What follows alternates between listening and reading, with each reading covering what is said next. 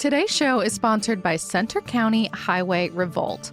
Have you ever wanted to take a day trip to a small Pennsylvania town or hike through the beautiful Appalachian Mountains, but don't want to deal with all the traffic, the high gas prices, and windy mountain roads? The Center County Highway Revolt is a citizen-led initiative trying to save farms and forests, combat climate change, and boost small-town economies by building a rail transit network all across the state. And their plan calls for connections to existing Amtrak trains. Learn more and get involved at centercountyhighwayrevolt.org. CityCast Pittsburgh is brought to you today thanks to the Greater Pittsburgh Festival of Books. This year's fest is Saturday, May 31st at the Carnegie Library of Pittsburgh in Oakland, where you can immerse yourself in the region's vibrant literary community with a free event that features bookish fun for all ages. Hear from award-winning authors like Rachel Khong, Tori Peters, Sharon Flake, and so many more, plus Grammy Award winner and poet Judy Collins. Visit pittsburghbookfestival.org to register and learn more.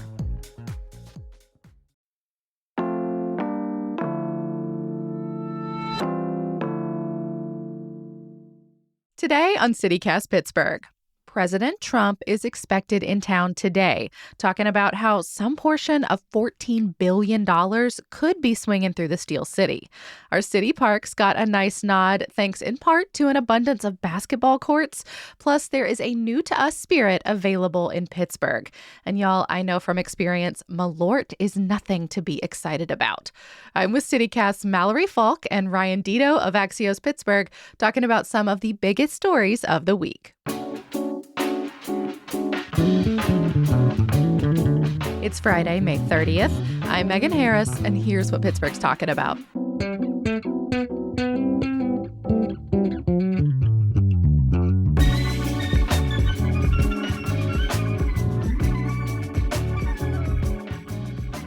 Hi, Ryan. Hi, Mallory. Hello. Hey, Megan. Another week, another Nippon story, maybe the beginning of the end of this whole long saga between two big steel companies, because President Trump has reversed course and now says he is backing a planned partnership between Nippon and Pittsburgh. Ryan, you want to walk us through the latest? U.S. Steel, our iconic Pittsburgh company, has agreed to a deal with Nippon Steel of Japan that includes a $14 billion investment from Nippon. But they agreed to it, a year and a half ago. U.S. Steel's wanted this money for a long time. They've been wanting it to go down. I think since sometime in 2023. Yeah, yes. End of it. When it was initially proposed, the initial proposal was close to a $15 billion purchase of U.S. Steel by Nippon. That at the time, that had only included about a $1.4 billion investment, which I think was mostly going to be in the Pittsburgh area. Now Nippon has sort of upped the ante, as said $14 billion across the country. And a big chunk of that, it sounds like, could be here in Pittsburgh. But gosh, there is still so much about this we don't know. Yeah. Senator McCormick said that $2.4 billion would be in the Mon Valley. Specifically to clean up facilities there and modernize them. I know that was kind of the original promise. Yeah, I don't know. This is where it gets really murky, is that there's a lot of details that have been left unsaid. He said that there could be a new electric arc furnace, a steel mill that could come. I don't know if that's in Pittsburgh or if that's going to be in a place like Arkansas, where U.S. Steel already has a electric arc furnace steel mill, which is slightly different than the steel technology that we currently have in the Mon Valley, which is a coal and coke fueled steel making facility. Yeah, the old school stuff. Very old school, correct. And, just a quick recap for anyone who hasn't been following this saga over time of how we, got here in the first place. Like we said, back in 2023, there was this announcement that Nippon wanted to purchase U.S. Steel. They're based in Japan, which kicked off this whole discussion of whether this is a national security thing for a Japanese-based company to buy a U.S.-based company that has such manufacturing roots. Although the joke was always if it wasn't named U.S. Steel, would this have ever been the big thing that it was? That always seemed like a little bit of let's check the national security implications on this. They did the CFIUS review, Committee on Foreign Investment review under Biden. They said that basically it's up in the air. And then Biden decided from there, say, no, I'm blocking it. But Biden said no before the CFIUS review came out. That was allegedly kinda, the excuse. so and then he again, actually jumped the gun. I guess all of this to say is that it's very complicated on how it all works. But it seems like most people in Pittsburgh and the Mon Valley, a lot of the union workers, the local union workers wanted this deal to go through. The local mayors of these towns wanted the deal to go through. It was the national union that was more skeptical that they weren't going to follow through on their promises. And so they were a little bit more wary. And then a lot of Democratic politicians really just followed the national union leadership, which is they usually do because they have a very strong relationship with each other. Yeah, and this was all leading up to the presidential election as well. When you had both candidates, it seemed like kind of vying to prove their loyalty to U.S. steel workers. To unions, to Pennsylvanians, a swing state. Biden has like deep ties here. He announced his 2020 bid at a Teamsters Hall here in Pittsburgh. Like, I understand like all the roots of it, but I don't know. It was a really long road to get to this like quote unquote planned partnership thing because like you said, Ryan, initially people were really skeptical talking about like Nippon coming here, but then like we started seeing commercials where like all the mayors of these Mon Valley towns are like sitting around a coffee shop talking about why they need this investment. Like I was seeing that stuff during Steelers games. Like it was weird. US Steel put a big advertisement investment to try to kind of change people's minds. I thought that was kind of weird because I think if you actually would have polled Pittsburghers on this issue, I think most people would have said, yes, like, let's have the deal go through. You mean like right away, like if they'd done that back in like 100%, 2023? yeah, I think they were basically like, oh, I mean, the story of these U.S. steel facilities for years has been underinvestment, has been their shrinking, pollution. Has been, they have tons of pollution. And so there was kind of this like, no politician in the area, Democrat or Republican, is ever going to come out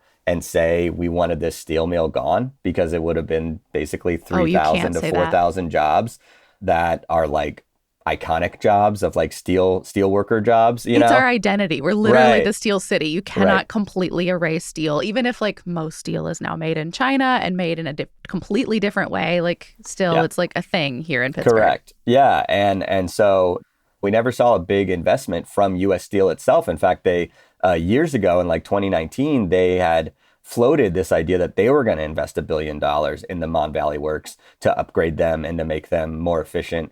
And then they canceled that and they said, oh, we can't do it. And then they ended up investing in Arkansas. And so I think for a long time, everyone was like, well, U.S. Steel isn't going to save this thing. And so when Japan and Nippon came through, it was like, wait, is this great? Is this like a good thing? And then we were all just kind of waiting for what the leadership said. And then the leadership, I think Senator Fetterman was the first to kind of be like, no, this is bad. This is a national security risk, blah, blah, blah, blah. And he lives across the street from it. So like people took that very seriously. Right. And I think it kind of confused everybody. I mean, if I'm my personal opinion is that when I first saw this deal, I was like, do it. Like, what are you talking about? Billions of dollars? Like, but people in Pittsburgh do not know how to go against unions. Like if union leadership says something, people take it as gospel here. Yeah. Also, to be fair, I think there are always some legitimate concerns under new ownership around like, are there going to be mass layoffs? Will the new person coming in,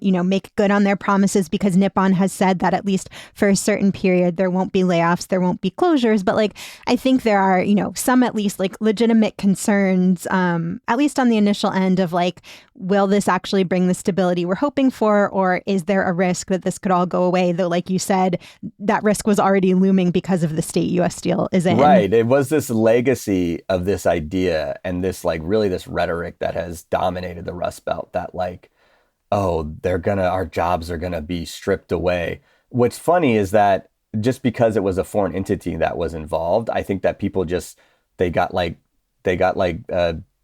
nightmares of NAFTA and all these other things in their heads that it's like, oh no, our jobs, they're gonna come in and strip our jobs, But this company was like, no, we're gonna invest in you. So it wasn't the same thing as like, I don't know, like I think it was just like all this history and rhetoric that had been built up over the years. And so when we saw this, it was just like that instant skepticism. And it is a little bit of that kind of provincialism that it's like, well, if we're not investing in ourselves, then we're wary, Well, we also just hate change. Like Pittsburgh doesn't adapt or adjust quickly. Yeah. And so this was a big change. And so, yeah, no one really, but I really honestly feel like if you just would have done a real high quality public polling of the region of like the 8 counties, in our area and asked, should we do this deal? I think it would have been majority support, yes, let's do this deal. So it was always that playing games with politics, and we were all worried. And like Trump wants to be known as a champion for the steel workers union, not just the steel workers. He wants to be known as that. He's working hard his whole career to try to transition these disaffected Democrats into Republicans, and he's been doing a really good job with it, doing that. And political career, you mean? Yes. And so I think that, I don't know why he finally decided. I know that a lot of Republican sources I had talked to, the ones that are involved in like private equity and the kind of big money kind of people, they were all kind of expecting Trump to eventually relent and say, oh, he's going to support this deal. So they did. I mean, Senator Dave McCormick seems to be taking a teeny bit of an early victory lap about this. Everyone is. I mean, State Senator Kim Ward is. Yeah. Even the Democrats are taking a victory lap because they're saying, Chris Deluzio is saying, hey, look, we held out. We didn't support this initially. And now they jumped the investment from 1.4 to 14 billion. So but we don't have any details on yet. So I was going to say, can we talk a little bit about like what we actually do know at this point and what questions are still up in the air? Because there aren't a ton of details kind of beyond what McCormick has told CNBC, it sounds like. He basically him and Trump have given basically all the details that are public on this thing. We don't know. I don't even know if it's still a $15 billion sale. We don't know. Yeah, we don't know the terms of the sale exactly. That was just the last thing that was on the table. And that news was fresh. That was last week that they upped that offer price. Trump had posted on Truth Social this past weekend, quote, "I am proud to announce that after much consideration and negotiation, U.S. Steel will remain in America and keep its headquarters in the great city of Pittsburgh." Which was already on the table. Deal. Like at no point in this deal were they saying they were ever going to take headquarters out of Pittsburgh. But it definitely had an effect. Like U.S. Steel shares shot up 21% immediately. Yeah. And what McCormick has said is that like this planned partnership, it includes having a U.S. CEO of U.S. Steel, a majority U.S. board, which I believe has been, part of the agreement for a while now. And then also there would be a golden share that gives the U.S. government veto power over some of the decisions. That was laid out in a previous offer a little bit. It was that period of time part that you were talking about, Mallory, like the golden share, so that the U.S. government could keep it from making big drastic changes for a certain length of time. they would have veto power over board members basically, and so that they could maintain American board members on there, and then also have a say on who those people are, and not let them change the company too much, opening and closing facilities, layoffs, anything like that, at least for a predetermined amount of time. I'm just confused. Is U.S. Steel this valuable? No, it's not even the biggest steel company in America. And I think it's a really valid question. Look at what's happening with Cleveland Cliffs, because they were the major player in this. If you go back to summer of 2023, they were trying to buy U.S. Steel. And we have seen headline after headline after headline the last few weeks about them idling plants and closing things. Yeah, they felt like they were I don't know. You want to talk about someone not to be trusted. The Cleveland Cliff stuff was so weird. They're idling plants, they're closing things. Their CEO was having insane press conferences, just spouting bunch of promises or non-promises. I don't even know. So, and they were still trying to buy U.S. Steel, a hostile takeover situation. Yeah, it's very odd. It's very clear that U.S. Steel is. Probably you could say needs to sell its assets to something. And although as an aside, I've really enjoyed just the optics. This is such an oversimplification of a Pittsburgh versus Cleveland situation as it relates to steel. It's been very funny. Isn't it just cool we're talking about steel again? No one was talking about this for decades. It wasn't really a thing.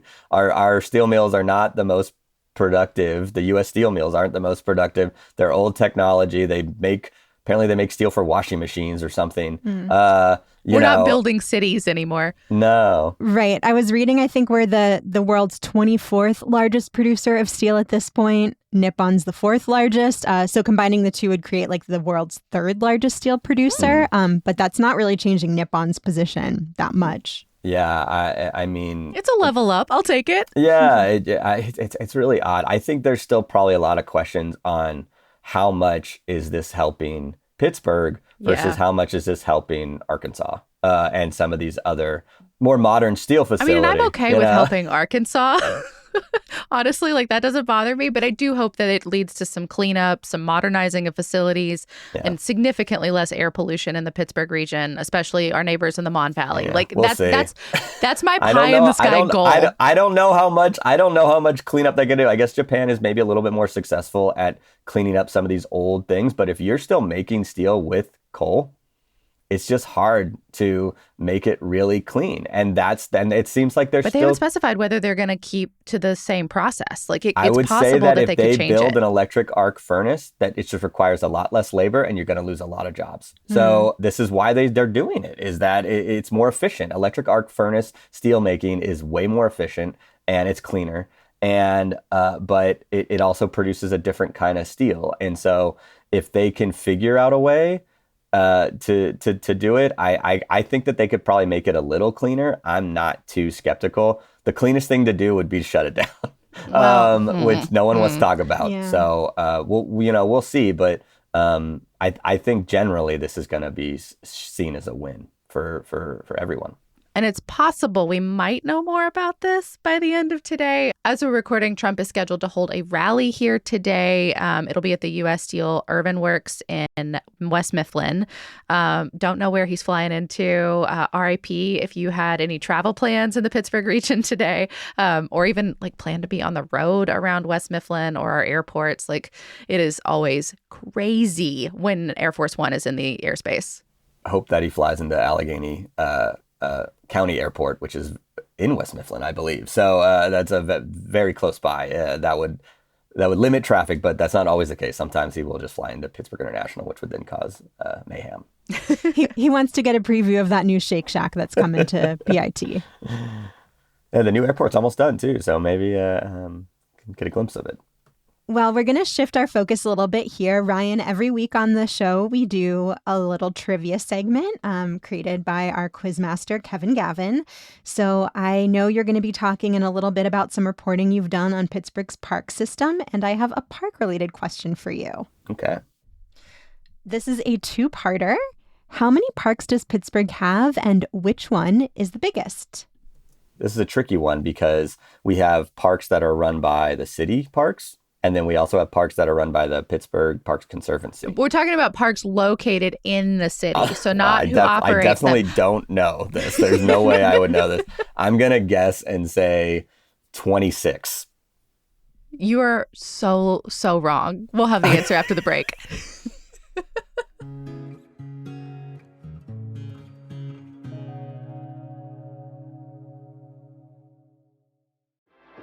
Hey Pittsburgh! Today's show is sponsored by Pittsburgh Pride. It is back, it is bigger, it is bolder, it is gayer than ever before. Get ready for a full week of love, liberation, and celebration across the city with Pittsburgh Pride 2025. It all kicks off Sunday, May 25th with the Bigger, Gayer Picnic. Think sunshine, chosen family, and all the queer joy you can pack into one Pittsburgh park. Then on Friday, May 30th, put on your formal or your fiercest. It's the Pittsburgh Pride Prom, followed by the legendary Emerald City Kiki Ball. Yes, the ballroom scene is turning out. Saturday, May 31st, brings the Pittsburgh Pride Festival Day 1 with a free concert featuring Vienna Vienna and American Idol alum David Archuleta, lighting up the night at 7 p.m. And finally, if you can handle it, Sunday, June 1st, come march with your community in the Pittsburgh Pride Parade. Then stick around for the festival Day 2, closing everything out with another free concert starring Jay Howell and the iconic Lil Mo. For all the events, all of the info, head over to PittsburghPride.com to plan your perfect Pittsburgh Pride weekend. That's PittsburghPride.com. Come as you are, show up proud, and we will see you there. Today's show is sponsored by the Dollar Bank Three Rivers Arts Festival, taking over the 15th Street Plaza in the Strip, June 5th through 8th. Arts Fest has changed a lot over the last few years, but it remains free and totally focused on music and art and handcrafts and the very real and wonderful humans who share their talent with the city. You can plan for free music concerts with headliners like Cautious Clay, Souls of Mischief, Tierra Kennedy, and more. Plus, there's always a bunch of local acts from Pittsburgh, so it's a great opportunity to find an artist that you can see again and again here in the city. The concerts are from noon to 9, and in between those sets, check out the Artist Market, where you can find ceramics and jewelry. So many goodies from folks far and wide. There are also ways to get involved. Garba 360 is doing an interactive dance lesson.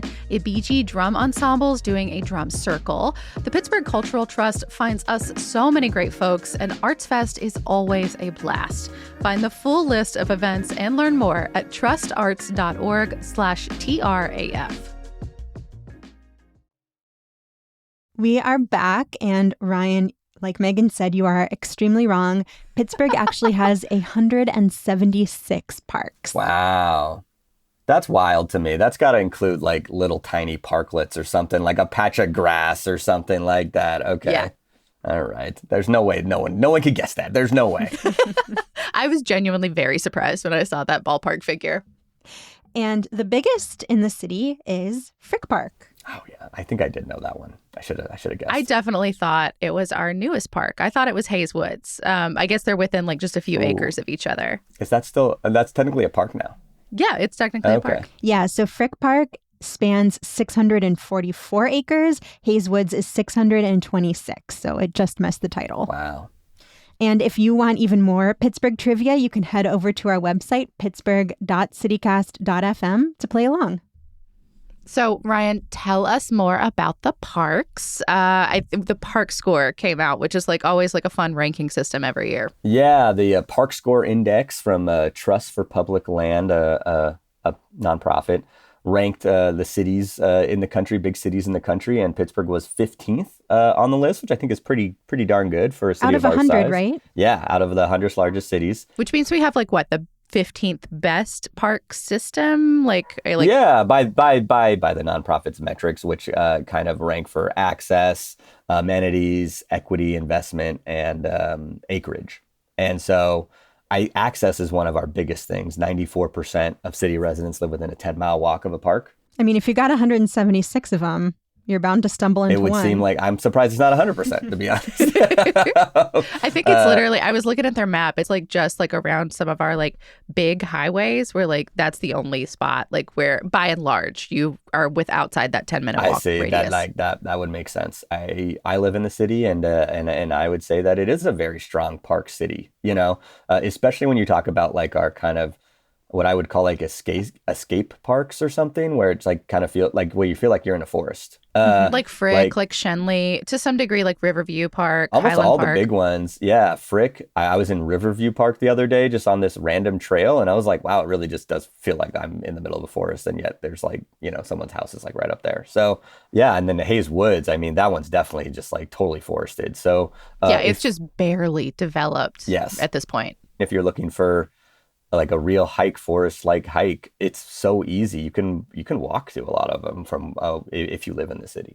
Actually, the acreage score I noticed jumped a little bit this year, and I wondered if it was because of Hayes Woods. Like, I know it was technically added as a park a few years ago, but I was trying to dig into their methodology, like why would this be the thing? And there's a stipulation for the Trust for Public Land that the park not only needs to be public land, which this thing has been, but it has to have some kind of park amenity. It doesn't really specify what that is, but it made me wonder, like, did Hayes Woods get like its first public restroom? Like, I don't know. Yeah, or maybe they added a trail or an interpretive sign or something like that. Yeah, so like that made it count now? Yeah, I don't know. That makes sense. Yeah, that makes sense. Yeah, because actually our acreage score is kind of low, which kind of surprised me. But same.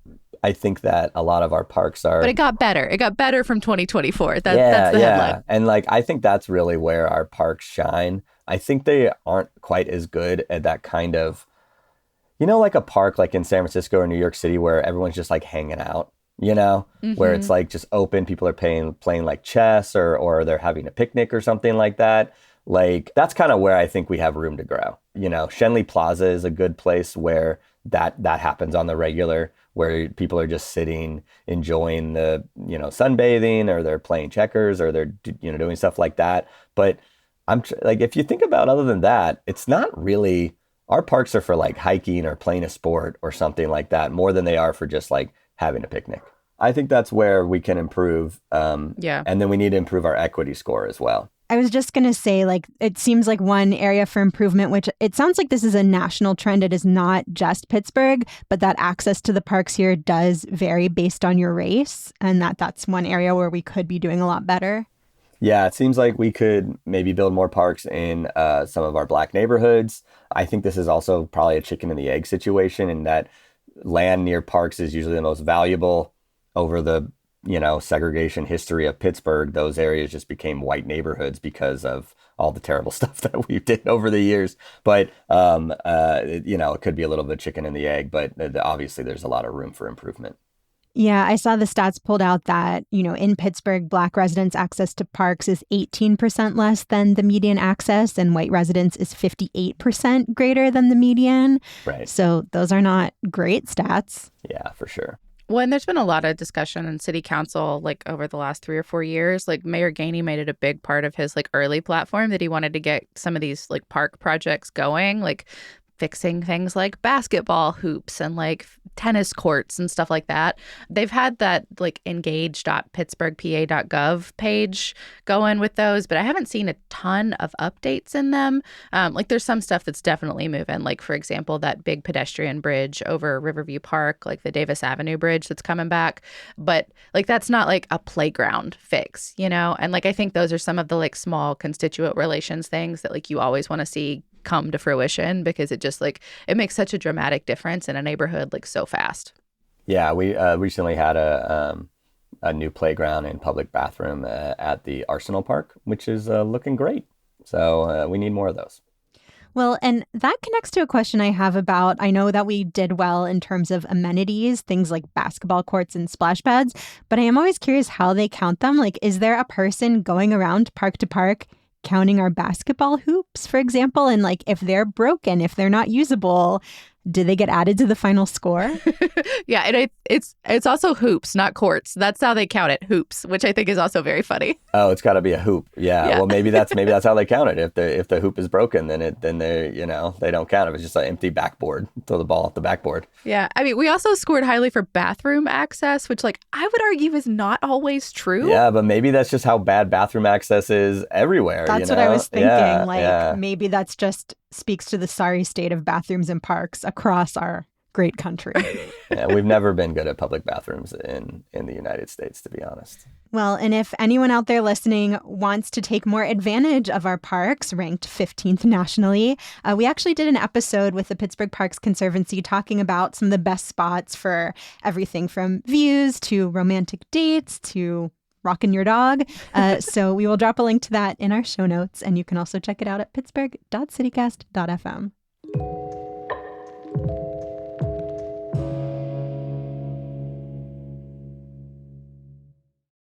Are you still quoting 30-year-old movies? Have you said cool beans in the past 90 days? Do you think Discover isn't widely accepted? If this sounds like you, you're stuck in the past. Discover is accepted at 99% of places that take credit cards nationwide. And every time you make a purchase with your card, you automatically earn cash back.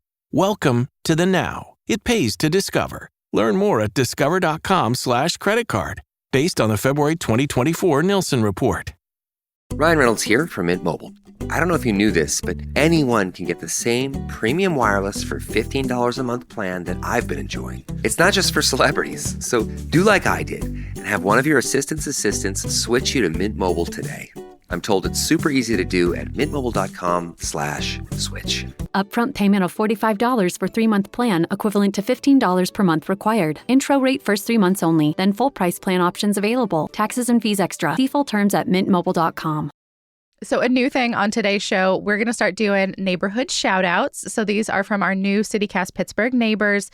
We're so excited to invite y'all to let us know about something you are loving here in Pittsburgh. So Gretchen S. in East Liberty wants to shout out Essential Strength. She says it's an excellent program for people who want to increase their strength and mobility. And neighbor Megan M.F. in Forest Hills is shouting out Spigolo in Edgewood for its great coffee, delicious snacks, and lovely company. Megan, that's so funny because literally yesterday we were talking to somebody for a different show and they were telling us that we have to check out Spigolo. So if the Spigolo folks can hear us, y'all have some big fans among the CityCast crowd, apparently. Thank you so much to Gretchen and Megan. If you are listening to this and you want to share your favorite local business or nonprofit or just like a thing that is bringing you joy, you are invited to do so. You can do that by becoming a CityCast Pittsburgh neighbor and sending us your shout out anytime. We're going to read them right here. You can join today at membership.citycast.fm. So on to the other stories that we've had our eyes on this week. Megan, you want to kick us off? John Fetterman is still in the news. I can't believe we started this by talking about like Dave McCormick, like our other senator, like maybe being somewhat like responsible, playing a small part in the Nippon deal. And we can't stop talking about like Pittsburgh's dude, John Fetterman, who like isn't showing up to work. It's annoying, honestly. But I will say, too, that like I think if a lot of Pittsburgh listeners who know John Fetterman well and have heard his name for the last 20 years, not that uncommon for him to be dramatic and attract these kind of headlines. I think this is pretty par of the course. The drama doesn't surprise me, but the not showing up for work part kind of does. He told the New York Times this week that he has been shamed into going back to work, to doing some of his senatorial duties. He has missed more votes than anyone else in the Senate so far this session, at least for who's not on an active speaking tour. I think there were 2 people who've missed like just a couple more than he has, but like they're traveling across the country doing other Senate duties. He has not held a town hall in months. I believe his last public sighting was at the farm show back in January. Oh, yeah. Which was not here. Public sighting in Pennsylvania. Yeah. In Harrisburg. Yeah. But Fetterman says he's avoided town halls because he doesn't want to get heckled by protesters. Quote, "I just want to be in a room full of love." What? That's not what a senator does. He would be 100% heckled, though. I will say. He would, but like you're going to be heckled worse if you don't hall, you're just going to get heckled. I understand that people want town halls and they should have town halls, but it's like if you're at a certain popularity level or an unpopularity level and you hold a town hall, you're just going to get yelled at for like 2 hours. But that's part of the job. A, getting heckled comes with the job, and B, if you're concerned that you're going to get heckled more than the average senator, maybe think about the choices you're making that could lead to that. Oh, absolutely. There's no excuses for it. I'm just like, I don't think he will be holding a town hall is what I'm saying. I don't think anyone should count on him holding one. Because you don't think this is going to work? Like the shaming? As the New York Times especially not on John. He's such a contrarian. Like people who have met him, talked with him, like that's kind of it's a big part of his personality. And it's an attractive part for, I think, during a lot of his races and his, elections that people liked about him, that he was kind of willing to like be a jagoff and kind of say it, quote unquote, say it as it is or whatever. Now we're getting the flip side of kind of that contrarianism that has been, a portion of his personality for a long time. So it's something for sure. I don't know what's going to come of it. This new New York Times thing like kind of goes into like a little bit more detail because there's been all these stories and we've done a couple of shows now about like some of the criticism about him and concerns about his mental health. But like he talks about like how he doesn't want to go to Monday night votes because he wants to hang out with his daughter, and he doesn't want to go to this other Senate thing because he wants to hang out with his dad. And like I have so much heart for that. That's great. Like, but if your current job is not offering you the work-life balance you need, then buddy, go find a new one. Yeah, like, for sure. That's okay. But that's not what a public servant is. Like, you have to show up to work. Yeah. And I mean, the way he's framing it to the Times, at least, is that, the media is weaponizing his absenteeism to portray him as mentally unfit for office. So that's the spin he's putting on this, saying like this is more what you said, Megan, a product of his desire to spend more time at home with his family. I think, too, this is just a product of like, John might ask, like, why are people all like, riled up about this? Why this is like, he has been acquiring media attention for 15 years. Like, this is what he's really good at. You know, he's gotten a lot of national media attention. He would go on national talk shows. He would do all these things.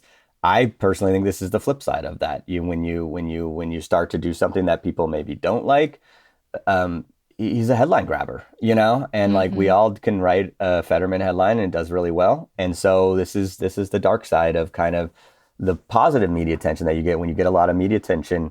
Happens to speak of a former Senator Bob Casey. It was like, you couldn't write a headline about Bob Casey. No one would click on it. So like, and that was kind of his style, you know, and his style was to be behind the curtain and to not really gather a lot of that and just try to get work done. And so we just have conflicting styles, I guess, from our last two Democratic senators. Definitely. One other note, The Intercept also had a report this week about that trip that Fetterman took a couple of months ago to Israel. So that's the one where Benjamin Netanyahu gave him a silver beeper. That was a nod to that covert operation on Hezbollah where a bunch of pagers implanted with bombs were detonated all at once. 2 children died. Yeah. Reporters were in the room when Fetterman received that beeper. He said he loved it. Giselle was there too, his wife. So The Intercept got a bunch of documents about the travel and said that it was apparently an all expenses paid trip by a New York City nonprofit called Relief Resources, which has been investigated in the past for allegedly not doing a ton to provide mental health services in its operating area. They disputed that. It was later dropped. But anyway, it doesn't look like Fetterman's responded since the Intercept story, but we will keep following the Fetterman drama as it pops off. Well, bringing things a little bit closer to home here, I've been following this story about nurses at UPMC Magee Women's Hospital wanting to unionize. As we were recording, they are expected to formally call for a union election. So by the time you hear this, that may have happened. The SEIU Healthcare PA filed a request for a union election on behalf of almost 1,000 employees there. And this is significant. I mean, first of all, we've just been seeing a lot of unionization efforts throughout the city and throughout the country in the last few years, but Magee Women's is one of the biggest labor and delivery centers in Pittsburgh. They deliver about half of all babies in Allegheny County. I would have assumed it was way more than like the biggest by far. Yeah. I mean, personally, 4 generations of women in my family have been born at Magee. But, you know, the nurses are saying that they have concerns about staffing levels there and that they're also concerned that's affecting the quality of patient care. And, you know, when you're dealing with extremely vulnerable patients and, you know, birthing parents and new babies. And Magee also has Pennsylvania's biggest level 3 neonatal intensive care unit. So that includes like extremely vulnerable newborns. It feels pretty critical to ensure that there are enough nurses and that they're able to provide the best quality of care. I mean, I can absolutely see like that having like a huge impact on how you do your work. Like just speaking from my own experience, if I could go anywhere else to get care, I tried to avoid Magee, which isn't because they don't do a great job. It's because the wait was so long for everything. And you could tell that everyone was just tired. And like, I don't blame them. They were clearly trying because there were a few things I had to get done over there when I was pregnant. But like, it was just like, it was so hard, like watching somebody that is clearly overworked, trying to like shove through as many people as possible and be nice about it.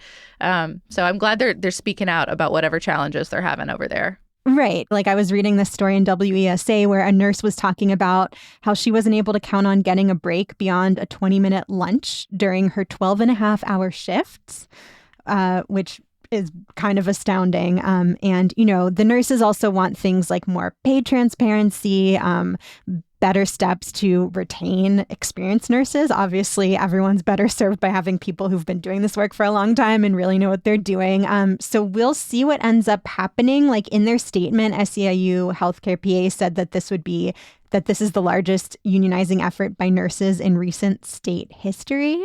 And if they do vote to unionize, that will include midwives as well and other providers. And as somebody who went to the midwives there, I want to make sure they're getting their due. And while we're talking about enormous strikes, I think we should also throw one out to the folks still striking from the Post-Gazette. So as of right now, it's the longest active strike in the United States. We're coming in on 3 years if it makes it to the fall. Last I heard, they do have a bargaining session scheduled for Thursday. So fingers crossed for them that yield some kind of resolution. I know the folks that have been on strike for all this time, like they really need some relief. Like they're exhausted trying to fundraise, and there's a lot. I got a lot of heart for all of our journalist friends out there still fighting the good fight. Ryan, what about you? What do you have your eye on right now? Liquor, as usual, for someone like me. Talking about pouring one out. Okay.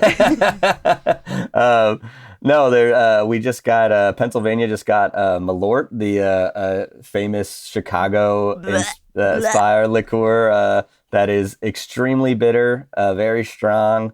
I've sampled a few in Chicago myself. I think it's like required if you go visit Chicago, like at least like a certain segment of it, you end up drinking Malort. You gotta try it, and I like it as a shot and beer shot. Like, I think if you are going out to a bar and you want to crank it up a little bit, start with a Malort. It's so bitter. You got to drink it so fast. And then you're begging to chase it with a beer. So that's kind of my take on why I think it's good. I had a friend who got married here, but a lot of his like bridal party was from Chicago. And so like they all had like full size bottles of Malort and their like groomsmen gifts. And like everybody was like, this is not a present. Just so you know, like this is offensive to me.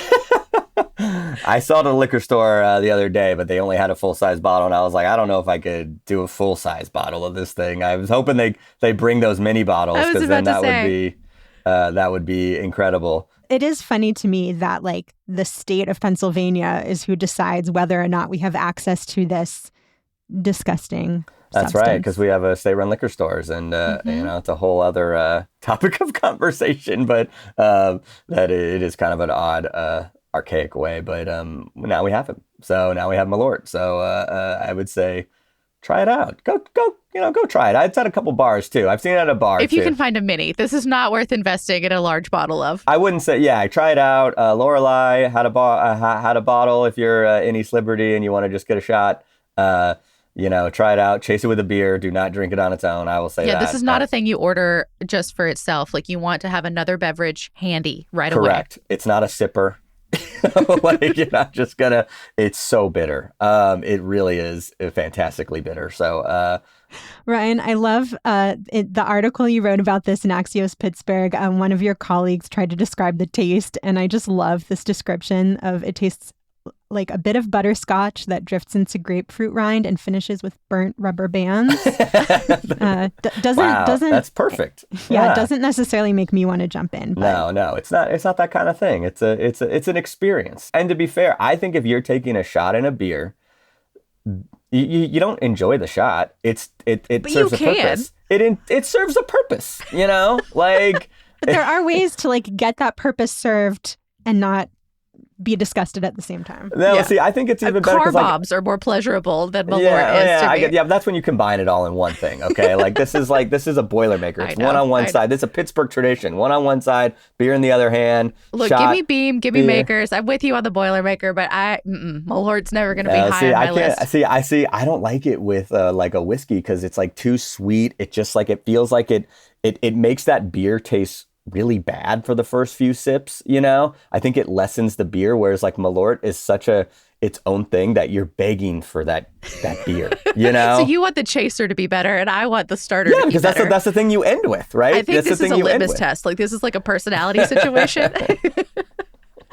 But what else are y'all excited about going into the weekend? Yeah, I guess it's still cold. So this is something that I'm going to be looking forward to in a week or two, but pool season's coming up. Dormont Pool's open, by the way, if you want to brave it, I guess. But and I do believe you can out of resident, you're allowed to swim there as well. You just got to pay a little bit extra. You mean brave it because it's still chilly, or is because it's not heated. Yeah. Gotcha. So it's still cold outside, but I'm excited for pool season. I love pool. I love our public pools here. I love pool. I love pool.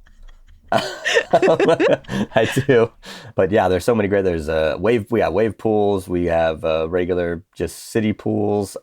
Did we hear that Axios is working on a ranking for us this year? I am working on a ranking. So if anyone is listening and wants to give their suggestions, hit me up on Twitter, X, Blue Sky, email me. You even popped off on Instagram recently, Ryan. I am so impressed. The millennial has come around. Oh, yes. I'm still very new to Instagram. I don't know if I'll really get into it, but yeah, like send me your thoughts on what you think the best pool is. I have many thoughts, so I don't want to only be my thoughts. So hopefully people can kind of share what they are. But I think we got great public pools, and I think we should all enjoy them once that weather heats up, which I think in another week it should. Ryan, we'll actually hook you up with the person who's done a ranking for us for the last couple years, Jill Turner. She's really done the Lord's work on like ranking these things in like very, very specific ways. It's so fun. If you're interested, we'll link some of those past episodes that our show does. Yes, please. Yeah, they're so good. For sure, absolutely. I am excited for live music season. I was cracking up because this weekend I saw that George Strait is coming to Acrisure Stadium. It's his first time at like the North Shore in Pittsburgh. And 8-year-old Megan would have been so excited about George Strait. I came from like country land, and I don't know, I'm tempted to go down to the North Shore. I'm not going to buy a ticket because I can't stomach it. But I think like sitting on the grass when there's an Acrisure show and like just like bringing a blanket and hanging out down there and like a little picnic. It's so good. Chris Stapleton's going to be there too. Like it's one of my favorite things about having Heinz Field, Acrisure Stadium, like having that resource there, and there's live music. Like you can kind of experience the entire concert just like sitting outside the arena.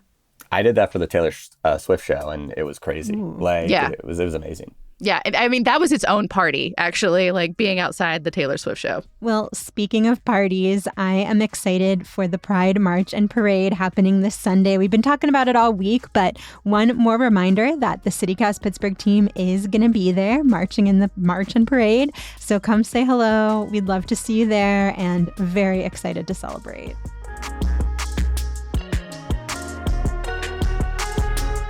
That is all for today here on CityCast Pittsburgh. Our music is by Benji, All the Kimonos, Mo Life, Bonkers Beat Club, and Dusty Decks, with additional music from epidemicsound.com. Mallory Falk is our executive producer. Sophia Lowe and Elizabeth Kama produce the show. Francesca DeBecco writes our newsletter. Kevin Gavin is our trivia master. And I am your host, Megan Harris. We will be back on Monday with more news from around the city. Have a great weekend, y'all.